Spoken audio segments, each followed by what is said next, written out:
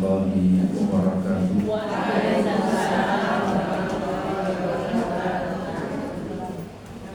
Alhamdulillah, thumma alhamdulillah. Alhamdulillahilladzi bi ni'matihi tatimmu shalihat wa bi fadlihi tatanazzalu al-khairat wal barakat wa bi taufiqihi tatahaqqaqul maqasid wal ghayat. Asyhadu an la ilaha illallah wahdahu la syarika lah wa asyhadu anna Muhammadan abduhu wa rasuluh.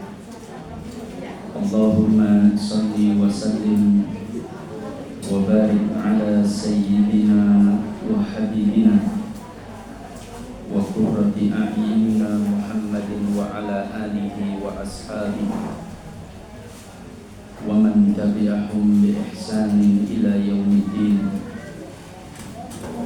Allahumma la sahla illa ma ja'altahu sahla wa anta taj'alul hazna idza syi'ta sahla. Para umat yang saya muliakan, alhamdulillah pada kesempatan pagi yang cerah mendung ini Allah tabaraka wa ta'ala mempertemukan kita di tempat yang insyaallah mudah-mudahan senantiasa diberkahi oleh Allah tabaraka wa ta'ala.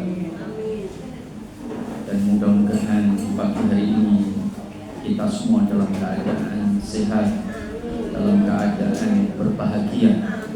Meskipun masih punya hutang, mudah-mudahan tetap bahagia. Jamaah dimuliakan Allah,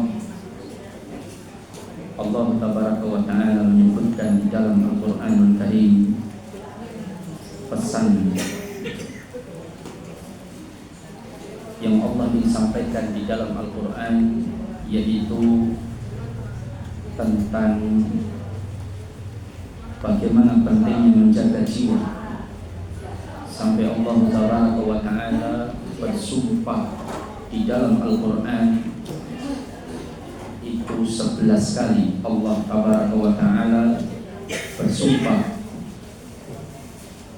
dalam surah Asy-Syams, wasyamsi wa duhaha wal qamari idza talaha wan nahari idza jallaha wal laili idza yaghshaha was samaa'i wa ma banaha wal ardi wa ma tahaha wan nafsi wa ma sawwaha fa alhamaha fujuraha wa taqwaha.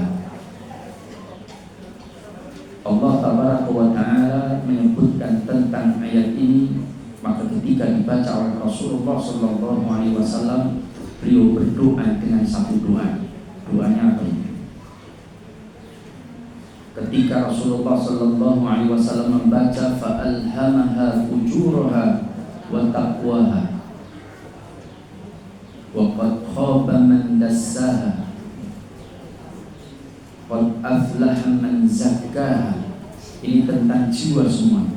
Allah ingin menasihatkan kepada kita tentang jiwa, bagaimana pentingnya menjaga jiwa, sehingga ketika Rasulullah membaca ayat fa'alhamaha fujuraha wa taqwaha wa qad khaba man dassaha qad aflaha man zakkaha, maka ketika membaca fa'alhamaha itu artinya Allah mengilhamkan fujuraha, kefajiran, kedurhakaan, kemaksiatan, wa taqwaha, dan ketakwaan pada jiwa seseorang. Maka Allah lah yang menetapkan jiwa itu tentang jalan-jalan menuju kefajiran dan jalan-jalan menuju ketakwaan. Maka Rasulullah berdoa dengan satu doa. Apa doanya? Allahumma ati nafsi taqwaha wa zakkiha anta khairu man zakkaha. Ya Allah, berikanlah kepadaku jiwaku ketakwaannya dan sucikanlah jiwaku, karena Engkau sebaik-baik yang mensucikan jiwa. Anta waliyuha wa maulaha, Engkau wali dan maula hati kami, jiwa-jiwa kami. Ini pentingnya menjaga jiwa. Sampai Allah menyatakan qad aflaha man zakka, maka sungguh beruntung orang yang mensucikan jiwa. Ini satu nasihat yang Allah Tabaraka wa Ta'ala sebutkan. Betul-betul beruntung orang-orang yang mensucikan jiwa. Qad aflaha man zakka. Kenapa kita meminta kepada Allah ketakwaan atas jiwa kita? Karena takwa itu perkara yang sangat penting. Pertama, takwa itu merupakan bekal yang terbaik dalam kehidupan kita. Fatazawwadu fa inna khairaz zadi taqwa. Karena bekal yang terbaik dalam kehidupan kita itu adalah takwa. Yang kedua, takwa itu menjadi solusi atas semua permasalahan hidup kita. Wajah-wajah yang hadir kan semua punya masalah. Betul kan? Termasuk yang ngomongin. Lihatnya senyum-senyum punya masalah. Maka Allah katakan dalam surah At-Talaq, "Wa may yattaqillaha yaj'al lahu makhraja." Maka takwa itulah yang menjadi solusi yang terbaik atas semua permasalahan yang kita hadapi. Maka ini menjadi prioritas yang harus kita perhatikan. Takwa itu menjadi solusi. Yang kedua, takwa itu membuka pintu rezeki. Membuka pintu rezeki. Dalam surah yang sama, surah At-Talaq, Allah mengatakan, "Wa may yattaqillaha yaj'al lahu makhraja wa yarzuqhu min haitsu la yahtasib." Berarti pentingnya takwa. Yang ketiga adalah membuka pintu rezeki. Yang keempat, takwa itu penting. Kenapa? Karena dengan takwa itu membuka pintu banyak keberkahan. Dalam ayat Al-Quran Allah sebutkan, "Lau anna ahlal qura amanu wattaqau lafatahna alaihim barakatin minas samai wal ardh." Andaikan penduduk negeri itu beriman dan bertakwa kepada Allah, maka apa kata Allah? Lafatahna alaihim barakatin minas samai wal ardh. Allah tidak mengatakan fatahna, tapi lafatahna.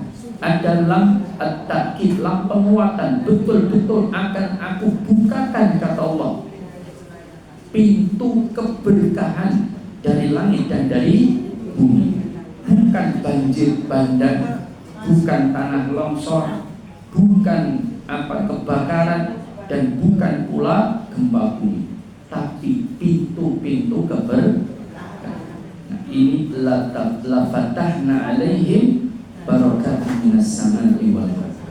Kemudian apa manfaat atau keutamaan tentang takwa, tentang ketakwaan? Apa itu? Takwa merupakan ukuran tingkat kualitas seorang hamba, tingkat kemuliaan seorang hamba. Itu pentingnya takwa. Allah mengatakan, "Inna akramakum indallahi atqakum." Orang yang paling mulia, orang yang paling afdal, orang yang paling baik di antara kalian adalah orang yang paling bertakwa.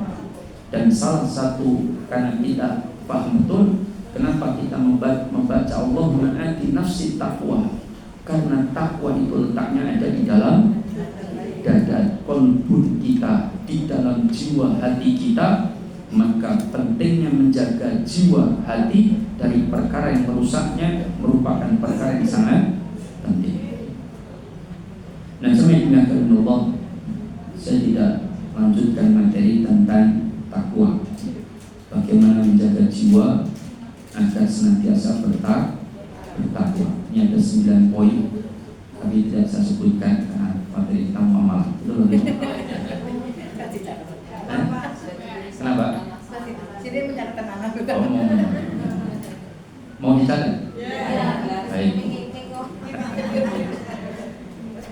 Bagaimana menjaga jiwa kita agar senantiasa bertakwa kepada Allah Tabaraka wa Ta'ala. Pertama, tentunya berdoa, memohon kepada Allah lah sebaik-baik yang mensucikan jiwa. Ya muqallibal qulub tsabbit qalbi ala dinik. Itu yang pertama. Supaya jiwa kita itu baik, supaya jiwa kita itu bertakwa, supaya qalbun kita bersih, supaya takwa itu bisa bertumbuh kembang dalam media tanam berupa qalbun yang baik. Maka kita memohon kepada Allah, jiwa kita akan ketakwaannya. Allahumma ati nafsi taqwaha wa zakkiha anta khairu man zakkaha anta waliyuha wa maulaha. Siapa? Imam Bukhari itu sekali dengar hafal. Dengan 2 kali ya. Saya ulang lagi. Kan kata sidik kali Imam Bukhari.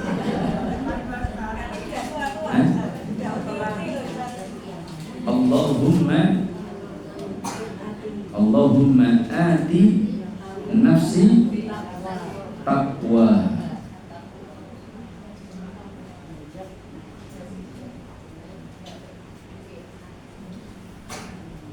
Sudah? Allahumma ati nafsi taqwa wa zakkiha anta khairu man zakkaha wa zakkiha anta khairu man zakkaha anta waliyuha wa maulaha.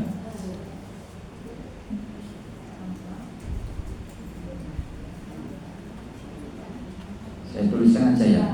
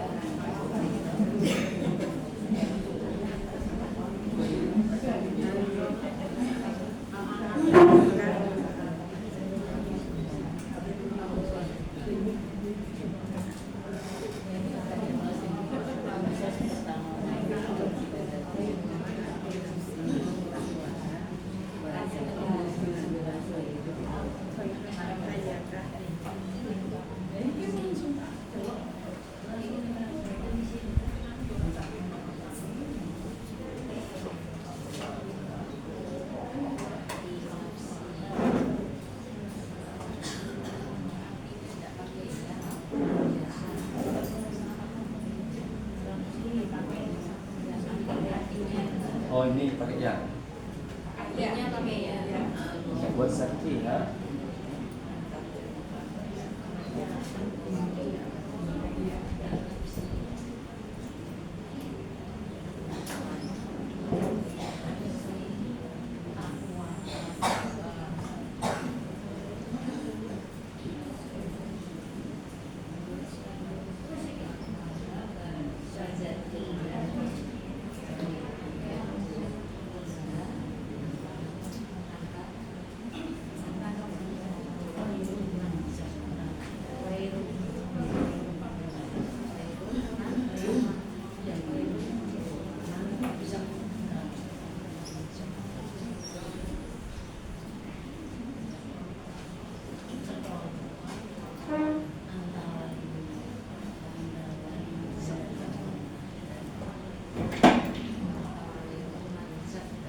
Kelihatan nih kau? Gelap.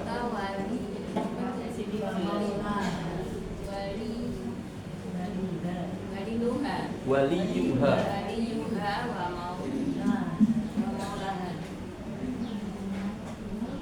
wa maulaha.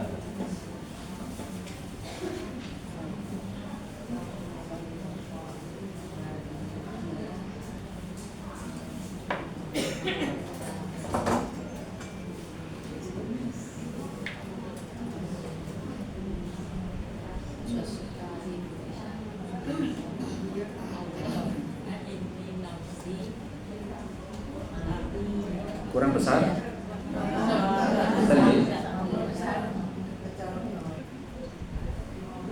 Yang kedua yaitu berusaha untuk senantiasa beribadah kepada Allah. berusaha untuk senantiasa beribadah kepada Allah dengan menjadikan semua aktivitas kita bernilai ibadah. Jadi berusaha untuk memperbanyak ibadah kepada Allah dengan menjadikan semua aktivitas kita bernilai ibadah. Intinya selalu mengingat Allah. Kenapa? Karena semua aktivitas yang kita lakukan kalau diniatkan mencari keridhaan Allah, maka semua itu akan bernilai ibadah. Akan bernilai ibadah. Contoh, makan. Ketika kita makan, kita betul-betul mengkaitkannya dengan Allah. Ketika kita melihat makanan yang dihidangkan pada diri kita, kita ada kesadaran bahwa makanan itu semuanya berasal dari Allah Ta'ala. Sehingga kita memuji atas rezeki yang Allah berikan. Allahumma barik lana fima razaqtana wa qina adzabannar. Lalu ketika kita makan sesuai dengan sunnah. Dengan membaca apa sebelum makan? Qul bismillah, bacalah bismillah. Wa qul biyaminik, makanlah dengan tangan. Wa qul mimma yalik, dan makanlah yang paling dekat dengan. Nah, kalau kita melakukan dua hal dari semua aktivitas yang kita lakukan, yang pertama niatkan semua dalam rangka mencari keridhaan Allah, yang kedua lakukan sesuai dengan sunnah Rasulullah, maka semua aktivitas apapun akan bernilai ibadah. Kerja misalnya, seorang laki-laki yang keluar dari rumahnya bekerja, ia sadar betul bahwa di bekerja itu perintah Allah. Allah katakan fantashiru fil ardh, bertebarlah mencari karunia Allah di atas muka bumi. Artinya kita bekerja. Al-yadul ulya khairum minal yadis sufla, tangan di atas lebih baik dari tangan di bawah. Minta-minta hukumnya tidak boleh. Maka kita bekerja itu dalam rangka menjalankan perintah Allah Subhanahu wa ta'ala.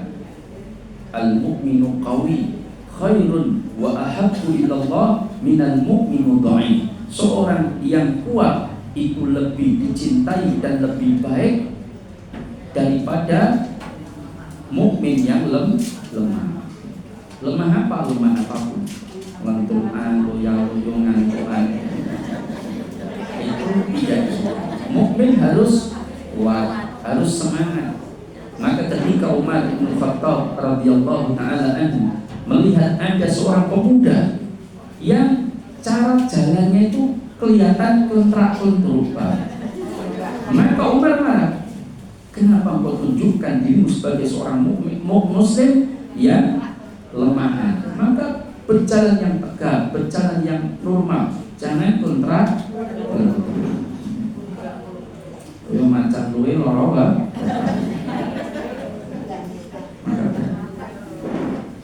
Nah, ini kita kerja. Kemudian ketika kerja kita pikirkan, karena bekerja kita mencari keridhaan Allah, maka dalam berusaha tidak boleh melanggar aturan Allah. Bekerja di tempat yang halal, bekerja tidak menzalimi orang, bekerja tidak melanggar aturan-aturan Allah, baik riba, baik warar, baik maisir, maupun praktek-praktek yang lain yang telah. Kemudian bekerja tidak membuat kerusakan di atas muka bumi. Kerja bikin perusahaan tambang, nebang sembarangan kan? Kayaknya itu dosone kakak. Itu berapa rumah yang hanyut, berapa jiwa yang melayang, itu yang melakukan kerusakan-kerusakan di atas muka bumi.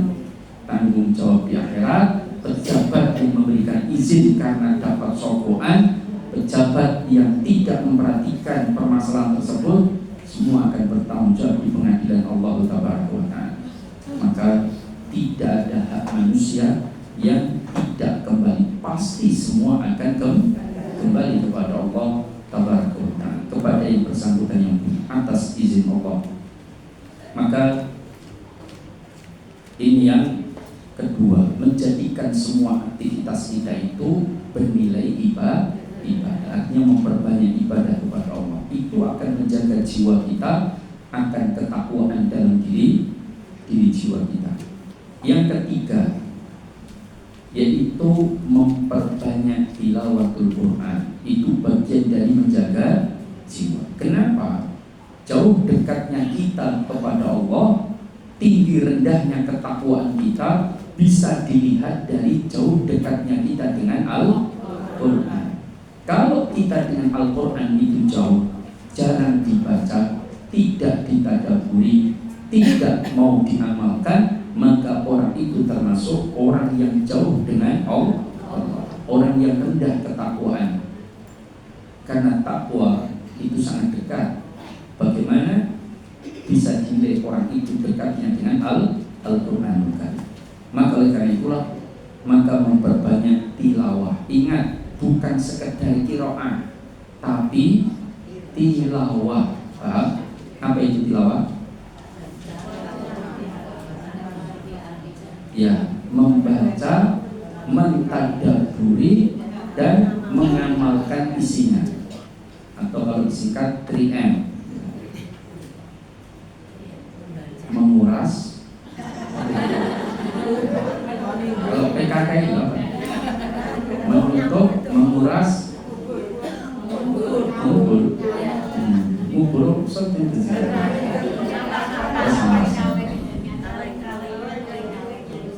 Nah, membaca, mentadaburi, dan berusaha mengamalkan isinya. Itulah tilawatul Quran. Yang ketiga, yang keempat, tidak membuang waktu sia-sia. Artinya memanfaatkan waktu sekecil mungkin untuk kemanfaatan baik dunia maupun akhiratnya. Dan urusan dunia bagaimana menjadikan itu ibadah. Memanfaatkan waktu sebaik mungkin, meninggalkan perkara-perkara yang tidak bermanfaat. Mancing bermanfaat nggak? Tergantung. Kalau mancingnya hanya untuk buang waktu, ya itu jelas, itu sangat rugi besar. Tapi kalau mancingnya memang untuk cari ikan, mancing sambil qiraah, sambil murojaah, mancing sambil baca kitab, mancing sambil pikiran, kemudian dapat ikan dijual untuk anak istri, nah itu bagus. Paham? Saya punya tetangga sekali mancing bawa 200 pancing ke Waduk Wonogiri. Jadi berangkat siang sampai sana sore, pancingnya ditancapkan di pinggir waduk, dia sambil aktivitas apalah di sana, kemudian dapat dimasukkan, dapat ikan, bawa ke pasar Wonogiri, bahkan ada yang datang nanti, terus ditawar, dapat duit pulang, pagi kasihkan istri. Nanti sorenya menjelang sore berangkat lagi, begitu tiap hari, karena sudah pensiunan guru SD. Maka ini tidak masalah, itu pekerjaan. Kalau mancing mau hobi, kecekel iwak gede, foto selfie, balik naik kan mulai kesel membuang waktu hanya sebatas ada itu. Ada lagi? Hanya sebatas. Kenapa? Hiburan boleh, tetapi bagaimana itu bermanfaat untuk dunia atau akhiratnya. Lah kalau hiburan tidak ada manfaat untuk dunia maupun akhiratnya, ya jangan diperturutkan hiburan tersebut. Sekedar polo-polo tidak apa-apa. Tapi kalau sering ada yang mancing berdino, apalagi pancingan judi. Karena ada kan banyak. Nah, atau mancing kerusuhan, nah, itu lebih tidak boleh.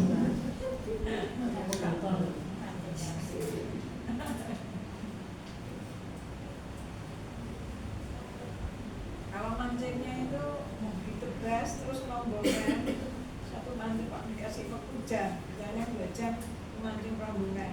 Setelah waktunya habis, terus itu urutan tapi yang biasanya 2 bulan didorong untuk 2 orang. Yeah. Terus waktunya udah habis diberi gitu, kasih ke ikannya di dalam itu, terus dibagi, ambil satu-satu bagikan, itu termasuk main judi apa enggak? Ambil satu-satu bagian mungkin. Ketuanya ngambil yang di dalam kolam itu, terus diambil satu kasihin yang ikut urutan dibagi rata. Ya. Tapi yang dapat mancing tadi dipek pek sendiri sesuai dengan jumlah yang didapatkan. Iya. Tapi bayarnya sama. Judi. Karena ketika ketika dia masuk, misalkan ya, dia bayar 2 juta, dimasukkan ikan 10 kilo misalkan, atau 20 kilo, dimasukkan ikan itu dipancing. Kan setiap orang itu urunan, paham? Katakanlah 50.000. Nah, urunannya pokok 50.000. Kemudian dapatnya ikan beda-beda, paham? Oh lah ya, karena dapatnya ini beda-beda. Terus habis itu masih sisa baru dibagi rata. Nah, itu judi, termasuk judi tidak boleh. Oh berarti makan lele judi. Tidak boleh.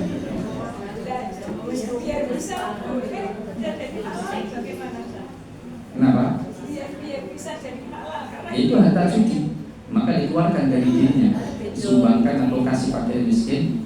Tapi yang dibagi rata tadi itu tidak apa-apa, paham ya? Karena itu bukan permainan, tapi dibagi rata kan sama. Misalnya ya, ada lele 30, yang ikut 30 bagi satu-satu, itu boleh ibaratnya uyuran terus dibagi rata sama. Tapi kalau yang mancing tadi dapatnya beda-beda, itu judi. Ya, ketikanya ditanya, lele kamu yang bagian dibagi atau yang mancing? Oh mancing, ini judi. Jadi yang bagian dibagi.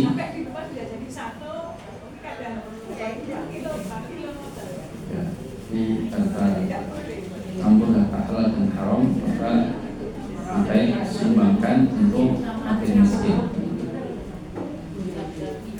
Kalau taruh di sungai ya di mancing orang. Oke. Nah, yang keempat, kelima, yaitu memperbanyak istighfar dan taubat. Karena istighfar itu mensucikan jiwa. Kata Rasulullah, setiap dosa yang dilakukan seorang hamba itu akan melahirkan nuqtatus sauda, satu bintik hitam di dalam kolbun jiwa seseorang. Maka semakin banyak bintik hitam itu akan semakin merusak jiwanya, kolbunnya. Maka cara membersihkannya adalah dengan memperbanyak istighfar dan taubat kepada Allah Taala. Kemudian yang ke-6, yaitu berusaha untuk tafaqquh fiddin. Apa itu tafaqquh fiddin? Faham agama. Sebab orang yang faham agama itu mampu membedakan antara yang benar dan yang salah, yang baik dan yang buruk, sehingga hatinya semakin terjaga. Karena dengan dia mengetahui mana yang halal dan mana yang haram, maka insya Allah terjaga. Ada kasus, ini kasus nyata ini. Orang yang berbuat kerusakan, yang semacam-macam. Ternyata setelah diselidiki, saya dapat info, karena dulu bapaknya sering ngasih harta yang haram, dari korupsi proyek sana, proyek sini kan juga. Oh itu anaknya seperti itu ya wajar, paham? Karena dikasih makan dari bapaknya dengan cara yang haram. Terkenal dia ngasih bapaknya dapat proyek sana, harus pokoknya terkenal. Itu akhirnya anaknya dapat dampak. Maka itu tidak. Makanya harta haram itu merusak jiwa seseorang. Dan orang yang paham agama tahu, oh ini haram, oh ini tidak boleh. Kadang-kadang Ustaz, tapi ketika saya disuruh bos saya dapat kortingan, kan itu kan? Oh dapat kortingan dari toko. Maka ketika dapat kortingan, itu kan berarti milik saya Ustaz. Oh toko itu ngasih ke saya, nggak boleh. Itu tetap milik yang nyuruh jenengan, paham? Itu harus dipahami. Kalau dia paham agama tahu, berarti ini urusan yang tidak boleh dia ambil. Karena saya pernah nyuruh seseorang untuk belanja madu. Setelah dia beli banyak, saya kasih berapa juta waktu itu, dia dapat kortingan 650.000. Kan belanjanya banyak, dari madu macam-macam. Dia dapat kortingan. Nah yang jual toko itu saya kenal dong, saya yang nyuruh dia untuk belinya di sana. Nah itu dalam nota ditulis ada kortingan, tapi dalam laporan yang bersangkutan dibuat itu kortingannya nggak dibuat untuk mengurangi, itu masuk kantong dia. Ya, alasannya itu untuk dia, nggak bisa. Antum saya gaji, antum saya biayai, maka itu kortingan milik lembaga, ya nggak boleh kamu ngambil kortingan tersebut. Paham? Ini berarti dia nggak paham tentang mana yang halal dan mana yang haram. Nggak boleh. Sama seperti Ibnu Lutfi ketika jadi pegawai Baitul Mal ambil zakat, beliau dapat hadiah dikasih sama muzakinya. Ya Ibnu Lutfi, ini domba-domba dan unta zakat saya ambillah. Dan ini ada satu domba dari saya pribadi ku berikan kepada engkau secara pribadi untukmu ya Ibnu Lutfi. Ya, terima kasih dibawa sampai ke Nabi, diserahkan unta dan domba zakatnya. Lalu yang tadi diambil oleh dia, ya Rasulullah ini milik saya, ini hadiah dari seorang muzaki kepada diri saya pribadi. Apa kata Rasulullah? Rasulullah langsung naik di atas mimbar dan mengatakan, kok ada orang yang mengatakan ini milik saya. Andaikan dia tidur di rumah bapaknya, tidur di rumah ibunya, tidak aku angkat menjadi pegawai, apakah ada orang yang ngasih? Maka kata Rasulullah, tidak boleh, serahkan dia ke Baitul Mal. Paham ya? Itu paham. Makanya orang yang paham tentang agama tafaqquh fiddin, dia tahu betul. Dapat kortingan toko misalkan, oh ini di korting buat jenengan 100 rupiah, silahkan potong. Tapi uang itu serahkan dan laporkan kepada yang nyuruh, paham? Bukan milik dia. Meskipun dia niatnya ngasih kepada yang disuruh, itu bukan milik dia. Tulis potong sekian, itu disampaikan wajib karena dia disuruh. Dia digaji atau tidak, pokoknya itu berikan kepada yang, kecuali yang punya mengasihkan dan buat kamu aja, itu beda perkara, paham? Nah, maka jangan digunakan Allah. Ini tentang tafaqquh fiddin. Yang ke-7, yaitu mencari lingkungan yang baik. Mencari lingkungan yang baik. Al-bi'atu as-salihah, itu lingkungan yang baik. Menjaga hati, menjaga jiwa agar tidak rusak, itu gak mudah zaman sekarang. Ya tidak? Saya pernah ngisi pengajian di satu perumahan, bukan pernah sering di perumahan itu. Kadang-kadang kita lewat ada di perumahan itu mbak-mbak yang punya rumah situ. Kadang nyuci motor, mobil itu di mana kira-kira? Depan rumah. Kadang-kadang pakai celana pendek, fancy gitu lah. Pada orangnya cantik, kemudian depan tetangganya bapak-bapaknya mbocok koran karo ning arep le ya. Sing ditonton korannya apa mbak ya? Itu kan susah, berat, Pak. Maka hidup di lingkungan yang soleh itu penting.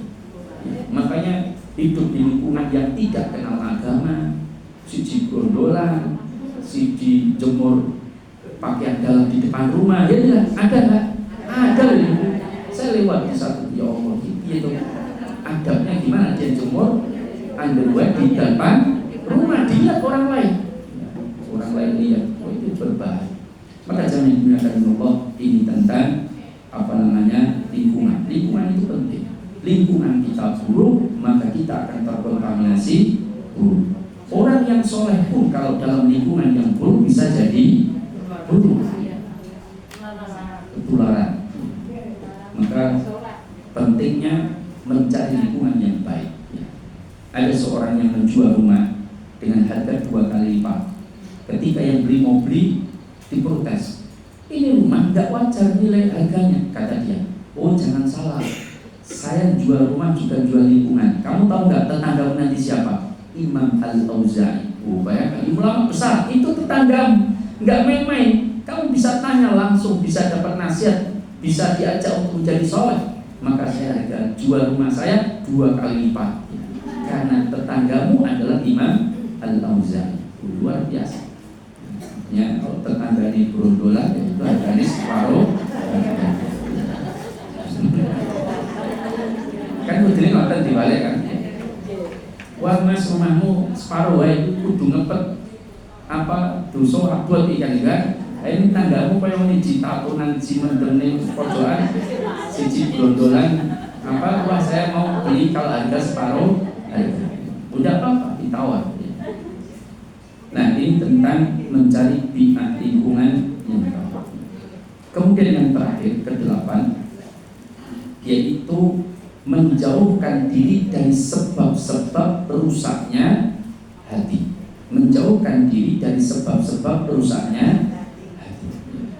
Apa yang menjadi rusaknya hati? Makanan yang haram, tontonan yang haram, pendengaran yang mendengarkan sesuatu yang haram, silet, info kritis, kabar-kabari, apalagi lambe turah,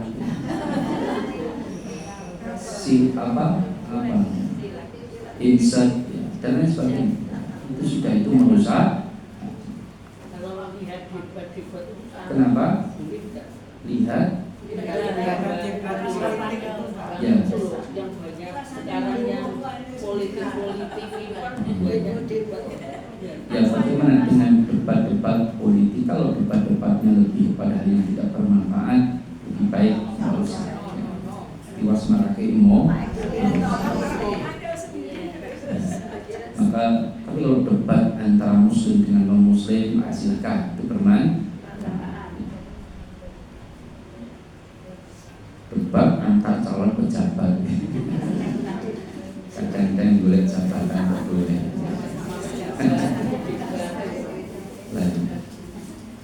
Nah, jamin. Kenapa? Apa? Hukumnya pengacara. Bagaimana hukum menjadi pengacara? Ketika dia menjadi pengacara membela yang benar dan mempertegas sebuah kesalahan, tidak ada masalah. Tapi jadi pengacara itu memang resikonya besar. Bukan resiko dunia ya, resiko akhirat. Paham? Kalau dia itu delarasi dibilo koruptor atau yang dibilo pemerkosaan, dia tahu dia salah, seharusnya dijatuhkan. Tapi dengan segala cara upaya dia menggunakan pasal ini untuk meringankan hukuman pada dia jelas salah. Nah, itu yang jadi masalah. Kan pengacara itu kemungkinan besar membela pelaku. Boleh asalkan memang dalam porsi yang benar, paham? Tapi memang bedanya itu kadang-kadang membedakan porsi yang benar dan yang salah itu tipis. Makanya ada jabatan-jabatan yang sangat berbahaya. Contohnya hakim, pengacara, jaksa, itu jabatan-jabatan yang resikonya besar. Makanya Rasulullah mengatakan al-qudha, yaitu qadhi, para hakim itu ada 3. 2 masuk neraka, 1 masuk surga. Artinya kebanyakan hakim mlebu neraka kan. Kalau dalam penafsiran sebagian ulama ya. Kenapa? Bukan karena resiko suap, resiko. Tapi kalau dia betul-betul jadi hakim yang benar, ya, kalau di Cina itu ada terkenal namanya hakim Jajbo. Jadi itu konon katanya terus sejarah dia muslim. Dia hakim di Cina yang sangat masyhur terkenal dan dia seorang muslim, ya, paham?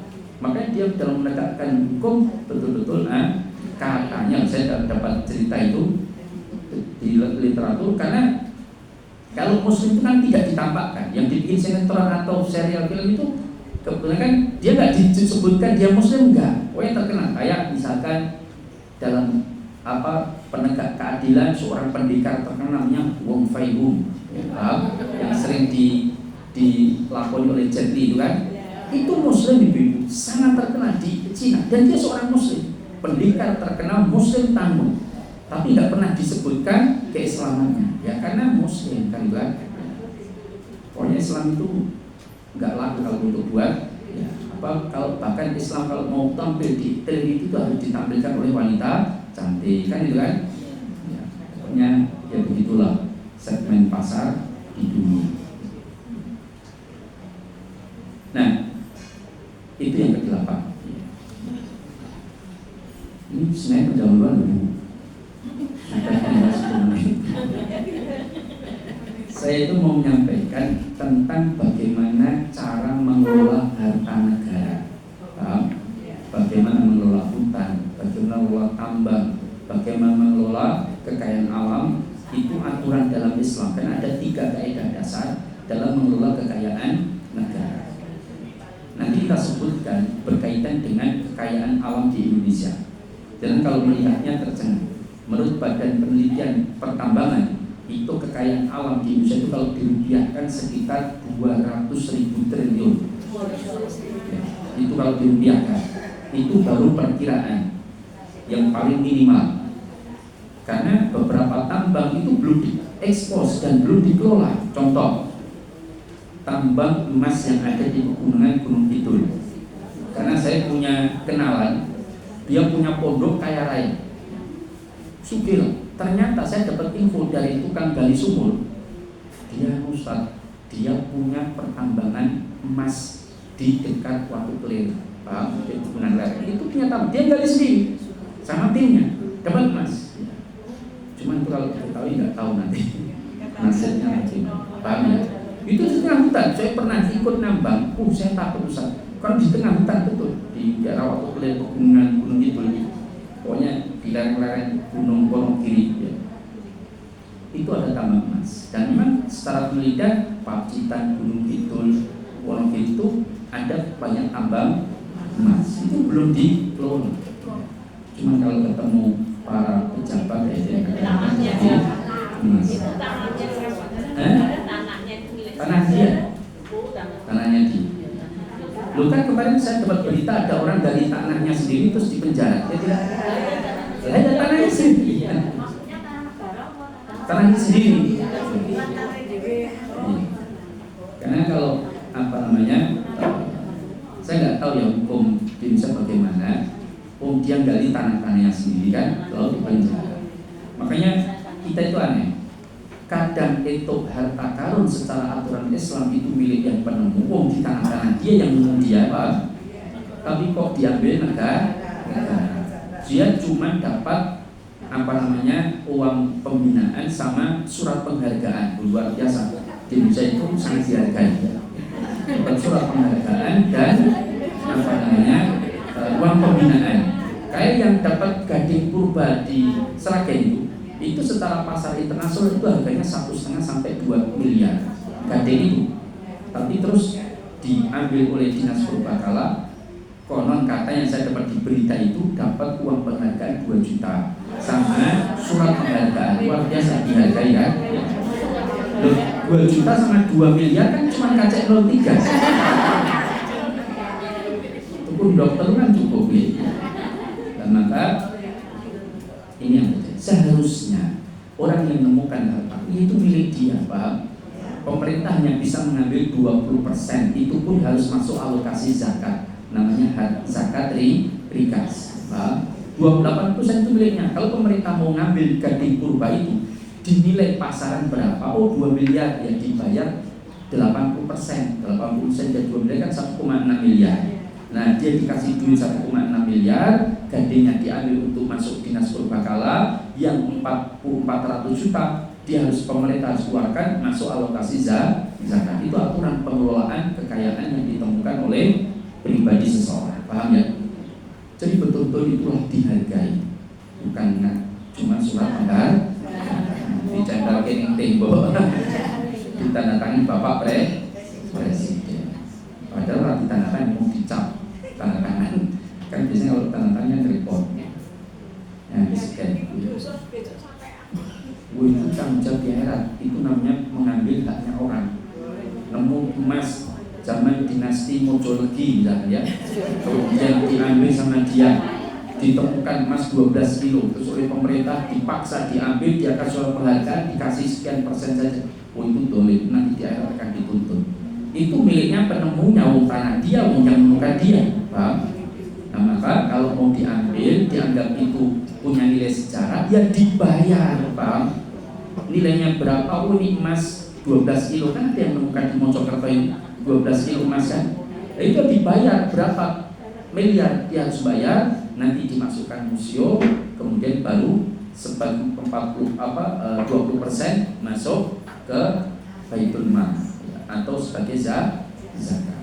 Itu aturannya begitu. Nah kalau orang dibegitukan, saya yakin mereka yang menemukan peninggalan purbakala itu akan lapor itu, Pak. Karena akan dibayar kalau itu benda, kalau itu emas ya dibayar juga kalau mau diambil, atau kalau itu batangan ya dia dapat 80%, 20% masuk ke kas zakat Baitul Mal pemerintah. Cuman yang pelapor kok hilang, orang lapor konangan berbuben, dianggap tidak melaporkan harta karun kan juga ada aturannya itu, dan itu dipenjara, itu dipenjara. Makanya, gimana aturan dia menemukan, misalnya ya harta karun emas kepingan di zaman Jenderal Van der Voort misalkan ya, Jenderal Belanda yang punya kepingan emas kan pernah nyetak kepingan emas. Nah itu kemudian ditemukan, dia nggak lapor, dia lelehkan kemudian dijual batangan, kewenangan. Adalah anaknya cerita-cerita terus terdengar, kemudian dicek ternyata benar, dia masuk penjara. Itu ada hukumnya berapa tahun itu, terus didenda sekian nilainya itu aja. Terus diambil yang sisa. Makanya jangan cerita-cerita.